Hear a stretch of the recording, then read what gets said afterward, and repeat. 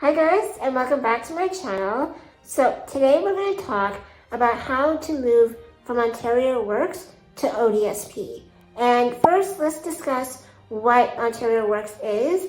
And Ontario Works is essentially a welfare program in Ontario meant to provide financial assistance for people when it's kind of a last-ditch situation. Like if you don't have an employment and you can't be on EI, or maybe EI has run out, and you can't be on like CPP or anything else like that. It is the last means of resort for financial assistance, rather as ODSP is the financial assistance program in Ontario meant for people with disabilities. That's why it's called the Ontario Disability Support Program, because you have to have a permanent disability of some kind in order to qualify for that program. Now, because ODSP requires for people to prove their disability through documentation and whatnot, it does take longer to get on the program than it does to get on Ontario Works. To be on Ontario Works, you generally just have to be an Ontario citizen. I think you have to be a permanent resident or a citizen, and you have to show that you need financial support. ODSP, the application is a lot more thorough and a lot more components to it. And so therefore, it takes much longer to get on ODSP than it does to get on Ontario Works.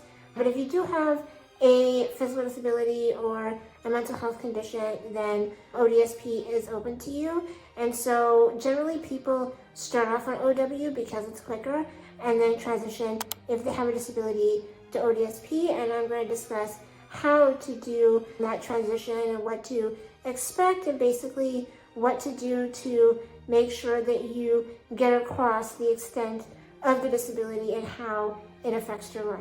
Now, the reason that it takes longer to get on ODSP than it is on Ontario Works is because it's quite a significant amount more money when you're on ODSP, because again, ODSP is more permanent. OW is just meant to help people pay for basic necessities like shelter, utilities, food, until they can gain employment again and come off the program. Whereas if you're on ODSP, you basically have a disability that prevents you from gaining most employment, and especially most full-time employment that would be able to sustain you. And so because of that, ODSP is significantly more money. Like for instance, if you're on OW and you're like a single person, generally you get around $700 a month, whereas if you're on ODSP and you're a single person, you will get around $1,300 a month. I mean, that's almost double the amount, but it's meant for people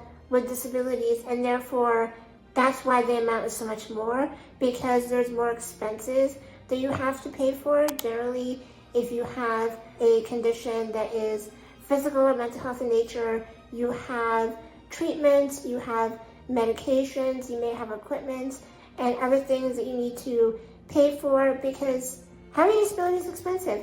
It's not cheap, and so the program recognizes that. And also ODSP generally has an increase to generally meet the level of inflation. Some would argue it's still well below what it means to survive, and many people on ODSP are considered under the poverty line, but it does update on a semi-regular basis. The last update was actually 2025, whereas with OW, I don't think they've updated since 2018 the amount that is received, because again, it's meant to be a temporary measure to help people sustain the cost of living while they re-enter the employment market. Now, as you can see here, there are a few different requirements to be eligible for ODSP, but for the purpose of this video, I'm going to stick with the second bullet, which is proving that your condition, whether it be physical or mental health, affects your ability to work, live your life, and participate in the community. And so for that part of the application, there is this thing called a self-report where you discuss basically how your condition affects you day to day. And this is the only time that the people that are reviewing your ODSP application really know the extent of how your disability affects you, because it's meant to affect you. Like, it's meant to significantly impact your life on not even just day to day, but like hour by hour. Like, you have to come across, and a lot of times people get rejected because it's seen that their condition is not impacting them enough to be on the level of requiring ODSP. And so as an applicant, you have to demonstrate and come across exactly how much your disability affects you and be able to articulate that. And for me, I think the best thing to do is to write a journal, but just write down from the moment you wake up to the moment you sleep, and even while you're sleeping, how does your disability and how does your condition affect you? How does it affect your ability to be mobile? How does it affect your ability to leave your house or your mental capacity? Does it affect the way you interact with people or do basic functions like cook a meal? You have to sit down and every hour of the day demonstrate to yourself through a journal that you can then submit as part of your application just how much your disability affects you on an hour by hour basis, because that is a better way to be able to get past the review board. I'm actually going to let you in on a little secret. I didn't actually apply to ODSP. I remember getting a letter in the mail because this was like 22 years ago. God, I'm aging myself.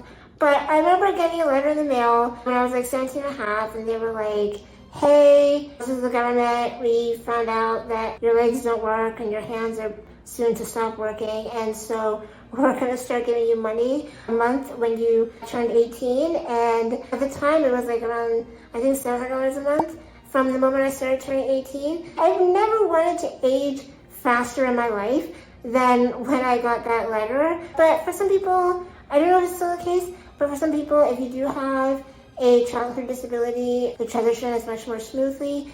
But for those that are applying, if I were to apply myself or the clients that I have helped in my capacity as a social worker apply to the program, my biggest takeaway for them is to, again, sit down, do a journal, and describe how their condition affects and limits their ability to thrive and live a, quote-unquote normal existence. My disability affects me very much in a profound way day to day, and if I were to demonstrate that, I would do it by writing down just how many things I need assistance for, from when I go to bed to when I wake up to when I go back to bed. Like, dictate everything, even everything, little minuscule things. Just write it down, because you never know when you may need it for later. Having a disability can come in many different forms, but the